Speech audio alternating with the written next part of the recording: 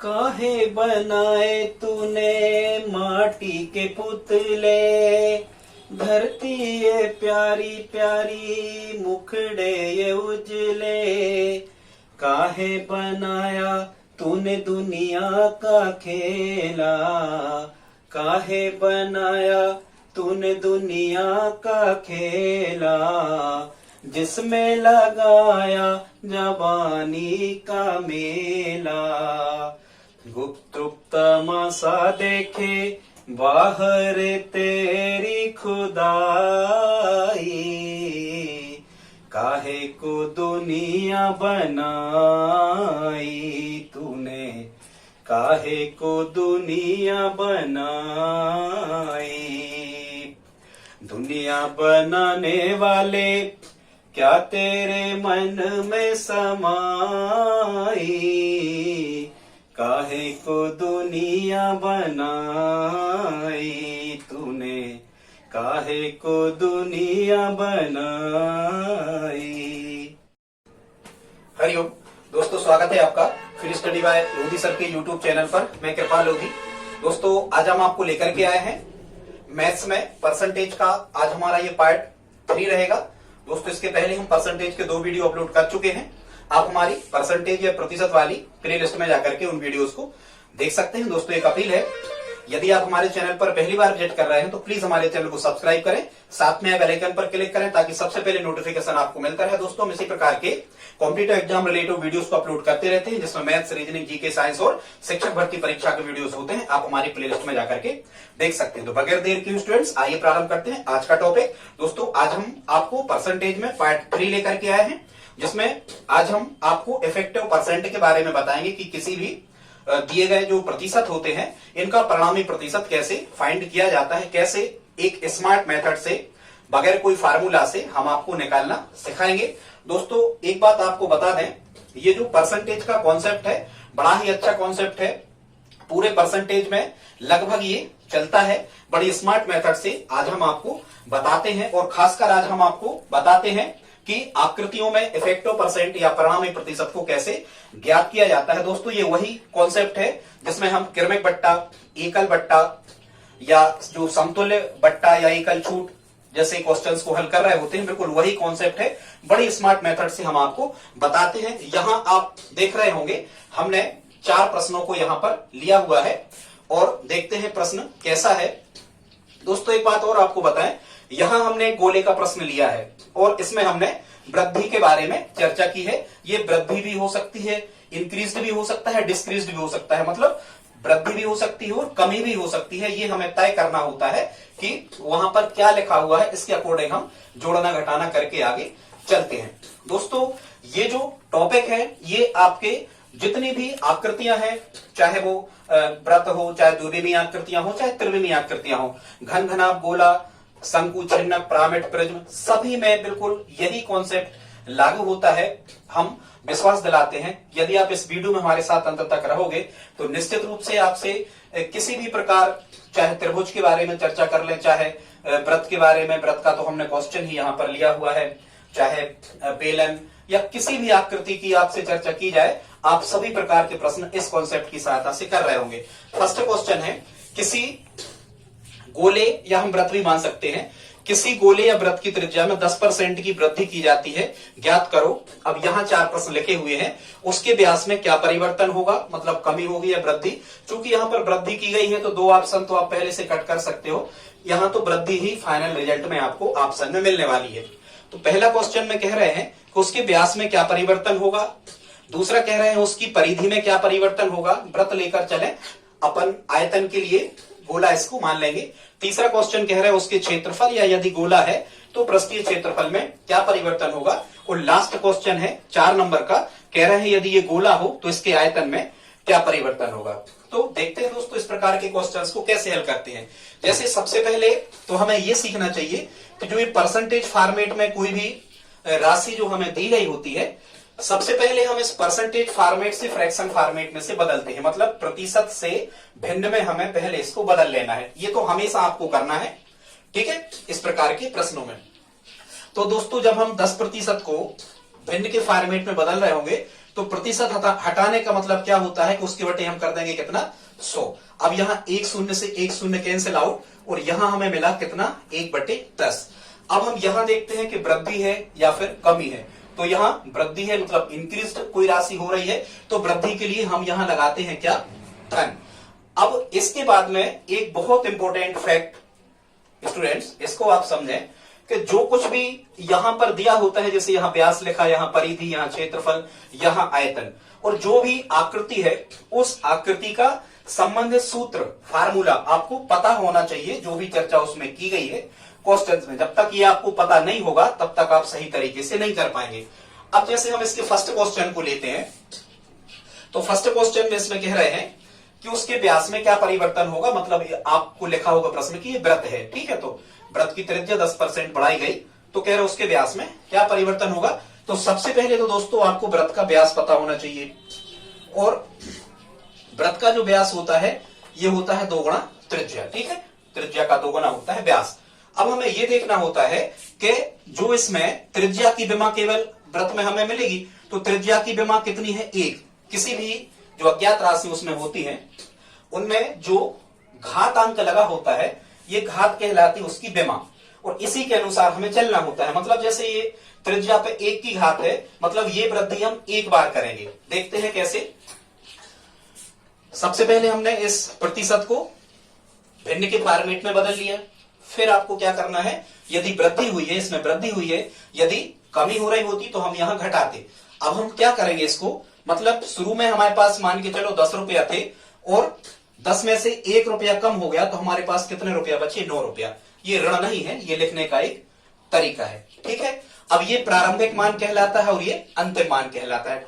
अब हम यहां दोस्तों क्या करेंगे, नहीं यहां हमने थोड़ा सा मिस्टेक कर दिया, ठीक है, यहां धन लगा हुआ था, तो हम देखो यदि यहां कमी होती, क्या होती कमी, तो हम घटाते। क्योंकि यहां पर वृद्धि शब्द लिखा है, बढ़ोतरी हुई है, तो हम जोड़ेंगे 10 का मान, 10 में 1 जोड़ा हमने तो कितना हो गया 11 हो गया। ये सुधार लेना आप, यहां वृद्धि थी तो हम जोड़ेंगे, यदि वहां कमी लिखा होता तो हम क्या करते घटाते। तो 10 का मान कितना हो गया 11 हो गया, 10 रुपया का मान कितना होगा 11। अब हमें हमेशा ये करना होता है इस स्मार्ट मेथड में, हम बहुत अच्छी विधि दोस्तों आपको बता रहे हैं इफेक्टिव परसेंट निकालने की, इससे अच्छी कोई विधि नहीं होती। क्योंकि जो विधि हम आपको बता रहे हैं इसमें यहां तो ये पूर्णांक लिखा हुआ था 10%, ये डेसिमल फॉर्मेट में भी होता, ये फ्रैक्शन मतलब भिन्न के फॉर्मेट में भी होता, साढ़े वगैरह लगे होते, 10.5 15.5, तब भी हम इस स्मार्ट मेथड से बहुत अच्छे से कर पा रहे होते, फालतू का कैलकुलेशन की जरूरत हमें बिल्कुल नहीं पड़ती इसमें। तो 10 से मान कितना हो गया 11। अब हमें क्या करना है, इस लास्ट में से ये शुरू की वैल्यू घटाना है, और ये हमने एक ही बार क्यों लिखा, क्योंकि यहां आर की विमा कितनी थी 1 थी, तो 10 से 11 हो गया, 11 में से 10 गए कितना बचा 1, और यहां से तय होता है ये अंतिम वैल्यू में से जो इनिशियल वैल्यू होती है, शुरू का जो मान होता है, ये हमेशा घटाया जाता है। तो एक बात तो तय हो गई कि यदि यहां धन चिन्ह आता है तो ये तय हो जाता है कि निश्चित रूप से यहां कौन सा चिन्ह मतलब क्या हो रहा होगा, वृद्धि हो रही होगी, ठीक है। यदि यहां धन आया है तो हमेशा लास्ट में से शुरू वाला घटाना है, दिस इज रूल। और ये कितने बार लिखना है हमें, जितने की यहाँ घात है, 1 की घात थी तो हमने 1 बार लिख लिया। अब इसका मतलब ये हुआ कि 1 बढ़ गया कितने पर 10 पर, ये इनिशियल वैल्यू होती है, ये गणनात्मक मान कहलाता है। जिस पे गणना होती है वो हमेशा कहां आता है, बटे में। और हमेशा ध्यान रखना आप इस मेथड में, दिस इज रूल, आप इसे नियम माने, जो शुरुआत की राशि लिखी होती है उसी पर गणना होती है, मतलब ये 10 जाएंगे बटे में, तो हम क्या कहेंगे 1 बढ़ गया कितने पर 10 पर, और हमें क्या निकालना है परसेंटेज मतलब प्रतिशत। तो प्रतिशत निकालने के लिए हम गुणा करेंगे हमेशा कितने का 100 का। 1 बढ़ गया 10 पर, तो 100 पर कितना बड़ा होगा, तो गुणा कर देना हमें कितने का 100 का। बस जब हम कैंसिल आउट कर रहे होंगे तो 10 एकम 10 और 10 धाम 100 को 10 का 1 में गुणा किया तो टोटल कितना मिला हमें 10%। और इस प्लस से ये तय होता था कि ये 10% की वृद्धि हो जाएगी, मतलब अब हम फाइनल रिजल्ट पे पहुंच चुके, हमारा आंसर आ गया कि यदि किसी व्रत की त्रिज्या में 10% की वृद्धि की जाती है तो उसका व्यास भी कितना बढ़ जाएगा 10% बढ़ जाएगा। आई होप आप समझ गए होंगे। ये फर्स्ट क्वेश्चन हल हो गया। देखते हैं सेकंड क्वेश्चन। अब सेकंड क्वेश्चन आपको लिखा कैसा आएगा, कहेंगे कि किसी व्रत की त्रिज्या में 10% की वृद्धि की जाती है तो उसकी परिधि में क्या परिवर्तन होगा। तो आपको व्रत की परिधि का फार्मूला पता होना चाहिए। व्रत की परिधि जो होती है ये होती है 2 पाई r, ठीक है। यहां पाई तो अचर राशि है, ठीक है, इसका मान बदलता नहीं, ये तो 22/7 ही होता है। आर पे अब हम देखते हैं कि यहां व्यास नहीं, यहां आप काय का सूत्र लिखोगे परिधि का, और ये लिखना नहीं होता है, हमें तो हल करना है। अब चूंकि हम समझा रहे हैं इसलिए हमें लिखना पड़ रहा है। यहां भी देखो परिधि में चेंज जब हम निकालेंगे तो यहां भी परिधि के सूत्र में आर पे कितने की घात है, 1 की घात है, मतलब फिर हमें कितने बार करना है, 1 ही बार करना है। वही 10% को भिन्न में बदला तो 10/100 कैंसिल आउट करे तो 1/10 वृद्धि लिखी थी, 10 में हमने क्या किया, 1 को जोड़ा तो कितने हो गए 11, फिर वैसे ही 11 में से 10 घटाए +1, 1 बढ़ गया कितने पर, इस पर 10 पर तो 100 पर, फिर वैसे ही ये हो गया। जो कहते हैं कुछ नहीं करना था, व्यास में परिधि में वृत्त में 1 सी वृद्धि या कमी होती है। तो इसका दूसरे का आंसर भी कितना निकल के आएगा, दूसरे क्वेश्चन का आंसर भी कितना निकल के आएगा, 10% वृद्धि। जिस ऑप्शन में लिखा होगा कि 10% वृद्धि होगी उस ऑप्शन को आप सही मान सकते हैं। ठीक है दोस्तों, अगला देखते हैं प्रश्न नंबर 3। अब जो प्रश्न क्रमांक 3 है इसमें थोड़ा सा चेंज है। क्या चेंज है, क्योंकि प्रश्न क्रमांक 3 में आपसे पूछ रहे हैं, क्या पूछ रहे हैं, प्रश्न क्रमांक 3 में कह रहे हैं कि यदि किसी वृत्त की त्रिज्या में या गोले की त्रिज्या में 10% की वृद्धि की जाती है तो उसके क्षेत्रफल, या यदि गोला है तो पृष्ठीय क्षेत्रफल में क्या परिवर्तन होगा। अब आपको यह पता होना चाहिए, जैसे हम वृत्त के संदर्भ में करें चाहे गोला के संदर्भ में करें, गोले का पृष्ठीय क्षेत्रफल भी 4πr² ही होता है और वृत्त का क्षेत्रफल πr² होता है। तो सबसे पहले तो आपको वृत्त के क्षेत्रफल का पता होना चाहिए। तो दोस्तों वृत्त का जो क्षेत्रफल होता है, वृत्त का क्षेत्रफल कितना होता है, πr²। अब फिर यहां हमें पता होना चाहिए कि पाई तो कैसी राशि है, अचर राशि है। अब यहाँ r की जो विमाएं हैं, विमाएं मतलब लंबाई चौड़ाई ऊंचाई वगैरह ये चीजें विमाएं कहलाती हैं, ठीक है। और विमाएं हमें यही देखना होता है कि जो अज्ञात राशि है इसमें, जैसे त्रिज्या यहाँ अज्ञात राशि है तो r की विमा कितनी है, 2 है। अब यदि r की विमा 2 है तो इसी प्रकार से हम 2 बार लिखेंगे। यदि r की विमा 3 होती तो हम 3 बार लिखते, ठीक है। कई आप आयतन निकालोगे, जैसे कह दिया कि बेलन का आयतन πr²h, तो r की विमा 2 थी r² तो आप उसको 2 बार हल करते, और h ऊंचाई की विमा 1 थी तो उसे 1 बार लिखते, जो भी ऊंचाई में परिवर्तन किया गया था। अगले वीडियो में हम आपको गोला, घन, घनाभ, शंकु, चिन्हक सबके लेकर के आएंगे, ठीक है। तो अब हम देखते हैं वृत्त का क्षेत्रफल होता है कितना, πr²। इसमें r पे कितने की घात आई, 2 की घात आई। इसका मतलब करना बिल्कुल वैसा ही है, 10% को भिन्न में बदला तो कितने मिले, 1/10। फिर हमने देखा कि यहाँ वृद्धि हुई है तो हम 10 में 1 जोड़ेंगे। यदि यहाँ हम कमी लिख देते तो 10 में से 1 घटाते, यहाँ 9 आ जाता, ठीक है। ये ध्यान रखना है आपको। तो 10 से 1 बढ़ गया तो 10 से 1 बढ़ गया तो 10 का मान कितना होगा, 11। और ऐसा आपको कितने बार करना, 2 बार, यदि यहाँ 2 की घात है तो फिर से वही लिखना, 10 का मान कितना हो गया, 11। फिर इसमें दोस्तों ये देखा जाता है कि ये और ये या क्रॉस में ये कट रहा है क्या, एक संख्या से जैसी हम भिन्न काटते हैं वैसे ही कैंसिल आउट आपको करना है। यदि नहीं कट रहे तो कोई बात नहीं, यदि कट जाते हैं तो आसान हो जाता है, नहीं भी काटो तो बाद में काटना पड़ता है, ठीक है। तो यही कैंसिल आउट कर दिया करें। अब हम देख रहे हैं कि 10 से 11 या ये क्रॉस में या आजू बाजू के नहीं कैंसिल आउट हो रहे, नहीं कट रहे, तो हम क्या करते हैं, 10 का 10 में करेंगे यहाँ गुणा तो 10 धाम कितने हो गए, 100। हमेशा यहाँ गुणा किया जाता, जैसा हम कर रहे हैं ऐसा ही आप करें। यहां हम 11 का 11 में गुणा करेंगे तो 11 में कितने हो गए, 121। फिर हमें यही करना है, इनिशियल वैल्यू होती है शुरुआती मान, इसी पे गणना होती है, इसको बटे में डाला जाता है हमेशा। अब देखो 100 रुपए की राशि मान के चलो कितनी हो गई, 121 हो गई। अब हम क्या करेंगे, 121 में से 100 को करेंगे माइनस। हमेशा इसमें से घटाया जाता है, चाहे ये बड़ी आए चाहे छोटी आए। 121 में से जब हमने 100 घटाया तो 121 में से 100 घटाने पर हमें प्लस के 21 मिले, असमान चिन्ह घटते हैं, वो बड़ी संख्या का चिन्ह लगता है। हालांकि नहीं, यहाँ तो असमान चिन्ह है नहीं हालांकि, पर ठीक है कह दिया हमने। 121 में से 100 घटते हैं, हमेशा घटाएंगे। 121 में से 100 घटे, धन के 21 मिले, इसका मतलब यहाँ ये धन चिन्ह ये बताता है कि यहाँ क्षेत्रफल में वृद्धि होगी। अब इसको कैलकुलेशन कैसे करेंगे, हम ये कहेंगे कि 21 बढ़ गए कितने पर, इस 100 पर, ये हमेशा बटे में 21 बढ़ गए 100 पे, तो 100 पे परसेंटेज के यहाँ हमेशा 100 ही आते हैं। बस 100 से 100 कैंसिल आउट किए हमने, कितना आंसर आ गया, 21%। और काय के आए थे, धन की, तो यहां भी आप धन लगा दो। और इस धन का मतलब क्या होगा दोस्तों, इस धन का मतलब ये होगा कि उसका क्षेत्रफल 21% बढ़ जाएगा। कई बार आप इस फार्मूला का भी उपयोग करते हो, इसका इफेक्टिव परसेंट का एक फार्मूला भी होता है, a plus B plus A B divide 100। इससे भी कर सकते हो, ये भी सही है।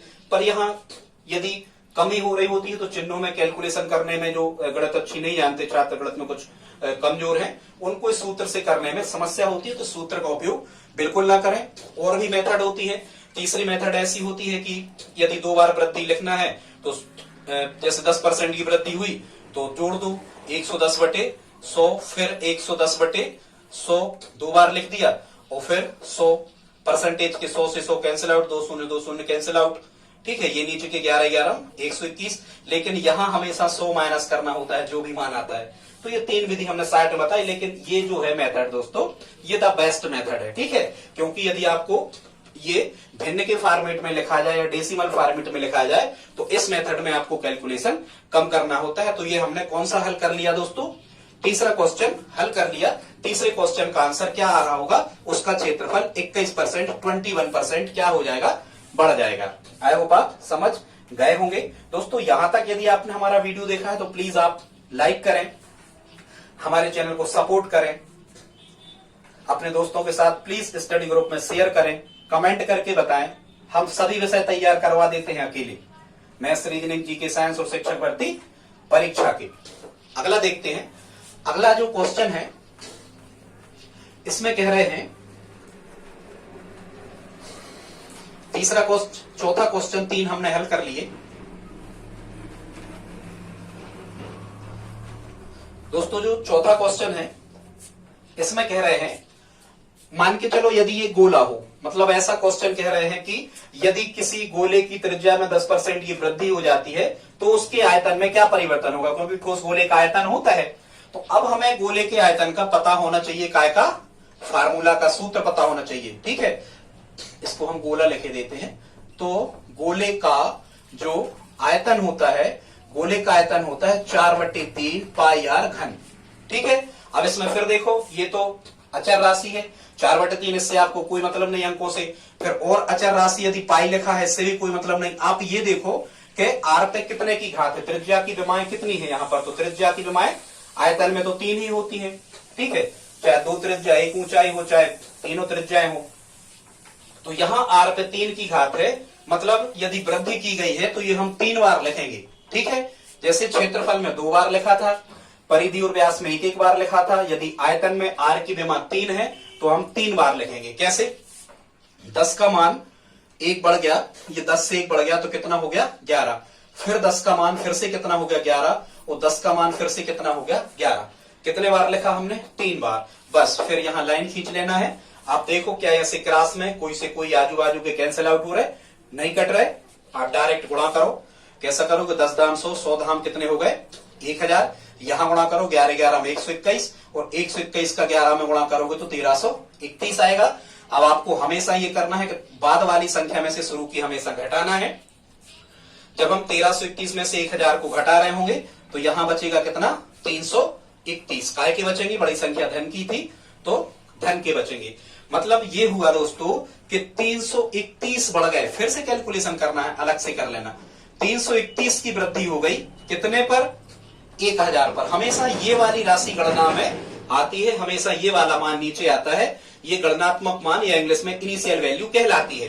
ठीक है, तो 331 की वृद्धि हो गई कितने पर? 1000 पर। तो हमेशा परसेंटेज का मतलब क्या है? कितने पर निकालना? 100 पे काउंट करना। तो 331 की वृद्धि हो गई 1000 पे, तो 100 पे तो गुणा कर दो 100 का। बटे में कुछ नहीं है, आप 1 मान सकते हो, कैंसिल आउट करो। यदि बटे में संख्याएं लिखी बीच में गुणा लगा होता है तो काटे जाते हैं, यदि कट रहे हो तो नहीं कटते तो ऊपर ऊपर गुणा और नीचे नीचे। 2 शून्य से 2 शून्य कट गए। कितना बचा? यहां बचा 331 बटे 10। 10 का जब आप 331 में भाग करोगे तो यहां क्या लग जाएगा? दशमलव लग जाएगा। मतलब इसका आंसर आ जाएगा 33.1%। तो दोस्तों हमारा आंसर निकल के आया 33.1%। यही हमारा आंसर होगा। अब चूंकि ये 331 काय के आए थे? धन के आए थे। मतलब हम आंसर में कौन से ऑप्शन का चयन करेंगे जिसमें लिखा होगा 33.1% की वृद्धि हो जाएगी। काय में? आयतन में। ये इसका आंसर होगा। गोले के आयतन में 33.1% की क्या हो जाएगी? वृद्धि हो जाएगी। दोस्तों आज इतना ही। प्लीज आप लाइक करें, प्लीज आप कमेंट करें, हमारे चैनल की सपोर्ट करें। हम इसी प्रकार इंपॉर्टेंट वीडियोस आपके लिए प्रोवाइड करवाते रहेंगे। यदि आप हेल्प करना चाहें तो प्लीज इस वीडियो को अपने दोस्तों के साथ स्टडी ग्रुप में शेयर जरूर करें। अगली वीडियो में फिर मिलेंगे हम आपको यही टॉपिक लेकर के। तो ठीक है दोस्तों, मिलते हैं अगली वीडियो में। तब तक के लिए जय हिंद, जय भारत।